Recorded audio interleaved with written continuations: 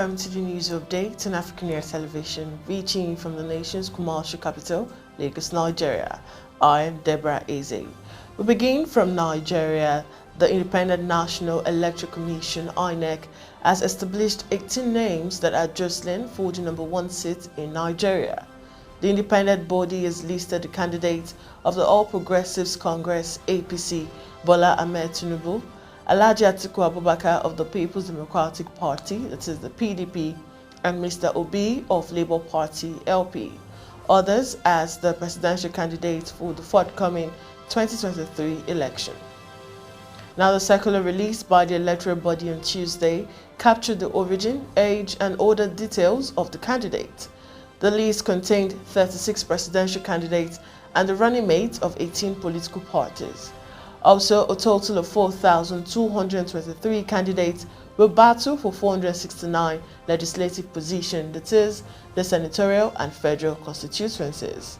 At the federal level, the commissioner, however, said the final list of candidates for state election, that is, the governorship and state constituencies, will be published on October 4th, 2022, as indicated in the timetable and schedule of activities for the 2023 general elections. The list shows that the Commission approved the APC presidential candidate Bola Ahmed Tinubu and his running mate Kashim Shettima, the People's Democratic Party's presidential candidate Atiku and his running mate Ifeanyi Okowa, and the Labour Party presidential candidate Peter Obi and running mate Dati Baba Ahmed. Aside from the 6 presidential and vice presidential candidates from the 3 parties, INEC approved 30 other presidential and VP candidates from 15 other political parties. And now moving on, the Islamic State's West African province, that is ISWAP, terrorists have killed 2 Boko Haram commanders in Gaizume community of Bama local council of Borno State. Abau Hamza and Abau Ibrahim were killed after ISWAP fighters stormed their hideout camp by midnight on September 17, 2022. Confirming the incident yesterday in Maiduguri, a counter-insurgency expert in the Lake Chad region, Zagazola Makama, disclosed that the commanders were executed in a silent operation of ISWAP terrorists. He added that their bodies were found in their homes in the early hours of September 18, 2022. Beside the neutralization of the commanders, 70 Boko Haram terrorists were mobilized in 2 groups to wage reprisal attack against ISWAP. Makama explained that with a series of attacks on the Boko Haram faction in the last 2 months, the fighters are currently in disarray and are incapable of fighting the Nigerian military and the multinational joint task force in the Lake Chad region. Now, still in Nigeria, Minister of Power Abubakar Aliyu has said Nigeria is committed to achieving 30 gigawatts of electricity by 2030 from multiple sources, of which at least 30% contribution would come from renewable energy. He disclosed this yesterday at the 9th Nigeria Energy Exhibition and Conference in Lagos. Aliyu, who was represented by the Permanent Secretary in the Ministry, Temitope Fashedemi, added that the country was also poised to attain a net zero commission by 2060 through the recently launched transition plan. He said energy is conventionally one of the most important infrastructure requirements for human existence and modern living, besides being one of the most important components of economic development. The minister said the unique event provides participants with opportunities to engage with private and public sector players and also allows shared knowledge with international energy experts with a view to developing solutions and even forging partnerships that seeks to tackle the various issues and challenges that are preventing from achieving desired goals in the energy sector. He noted this is not surprising, adding that capital energy utilization of electricity is indicative of any nation's level of development. He said the conference will continue to support the government and the industry by not just addressing the challenges but also providing reliable long-term solutions for the power sector to achieve its supply goals sustainably. Away from that scene, Uganda confirmed an outbreak of Ebola virus disease in Mubende district, center of the country, following the death of 1 patient. The confirmed case, a 24-year-old man, passed away yesterday. And speaking to the media, the permanent secretary of the Ugandan Ministry of Health, Dr. Atiku, gave further details. He said, and I quote, when he reported to the hospital, he had the symptoms suspected to be Ebola. He was isolated and the samples was taken on the 18th of September. The results came back yesterday evening to confirm the Ebola, the Sudan strain. It remains unknown how the victim became infected, but he was initially treated for other illnesses, including malaria, when he sought care in his hometown. End of quote. It's been more than a decade since Uganda's last record of Sudan strain infection. The confirmation follows an investigation by the National Rapid Response Team of suspicious death that have occurred in the district this month. In the same village earlier, we have got information regarding the community death, which our epidemiologists went on to the ground to ascertain. Unfortunately, they were not confirmed. They were buried. However, the pattern was within the same family, 3 adults and 3 children, the permanent secretary said. According to WHO Uganda, 8 suspected cases are currently receiving care in health facilities. Meanwhile, Tigrayan authorities says Eritrea has launched a full-scale offensive along the country's border with northern Ethiopia in what appears to be an escalation of last month's renewal of fighting. The Eritreans are fighting alongside Ethiopian federal forces, including commando units as well as allied militia. Tigray spokesman Getachew Reda said yesterday. An humanitarian worker in the northern Ethiopian town of Adigrat said the Eritrean forces were shelling the surrounding areas. The U.S. envoy to the Horn of Africa told reporters Tuesday that Washington has been tracking Eritrean troop movement across the border, and Mike Hammer condemned the movement of an Eritrean soldier in northern Ethiopia. The full-blown entry of Eritrea into the Tigray war looks set to complicate any peace efforts between Tigrayan leaders and Ethiopian Prime Minister Abiy Ahmed, who mended ties with Eritrea as soon as he rose to power in 2018.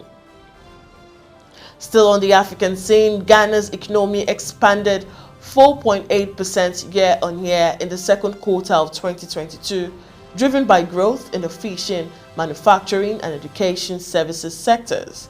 Data from the country's statistics service shows.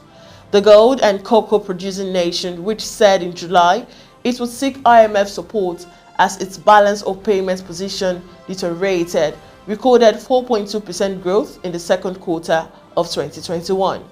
Economic growth came in at 3.3% in the first quarter of this year, less than half the 7% growth seen in the last quarter of 2021 as the West African nation battled runaway inflation, a depreciating local currency and high public debt. The government has blamed its woes on a combination of forces, including the COVID-19 pandemic, the war in Ukraine, and as well as US and Chinese economic slums. The nation's cedi currency, however, which saw rapid depreciation over the later half of the first quarter, was largely stable over the course of the second. It has since resumed its plunge, having lost around 30% of its value against the dollar since the year began. We now go on a short break, and when we come back, it's headlines making the rounds on the foreign scene. Just stay with me.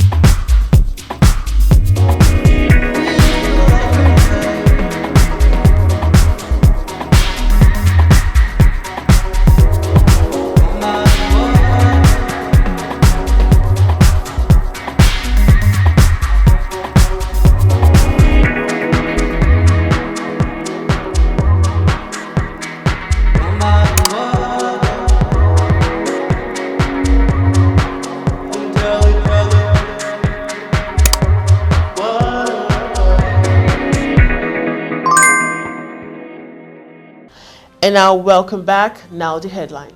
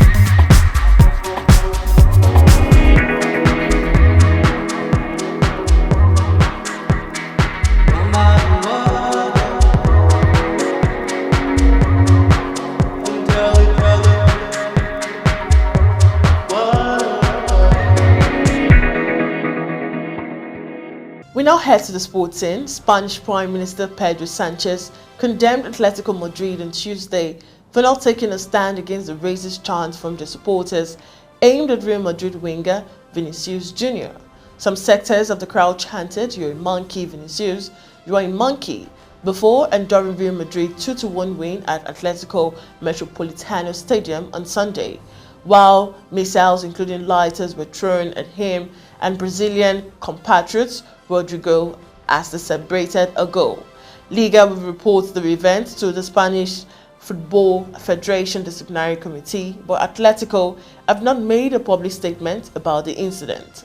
The storm was sparked after Pedro Bravo, the head of the Spanish Football Agents Association, said on television that Vinicius needed to stop acting the monkey when dancing to celebrate goals. Bravo apologized, saying he was using a phrase which was not intended to have racist connotations. And finally, Toney says he will not let his opportunity with England passing by with the World Cup squad less than 2 months away from being selected. The Brentford striker has been handed his maiden colour by Gareth Southgate ahead of Nations League fixtures against Italy and Germany this month. Toney has never featured for the England youth team, but since Brentford's promotion to the Premier League has caught the eye of England's manager. It is the realization of a lifelong dream for the striker, who is determined to take the opportunity he now has with the opportunity to go to the World Cup in Qatar on the horizon.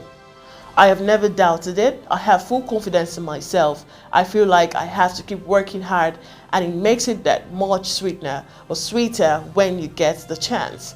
This is my opportunity now. I'm excited and confident for it, and I'm very hungry. I've been working for this moment, and it is here now. End of quote. Now that's all on News Update today. Do follow all our social media platforms on Jointum, Pangram the City, Instagram, Facebook, and on Twitter in that respective order. Subscribe to our YouTube channel, and you can link us up on www.africunia.tv to stay connected and updated to news and other programs. Once again, I am Deborah Ezeh. Bye for now.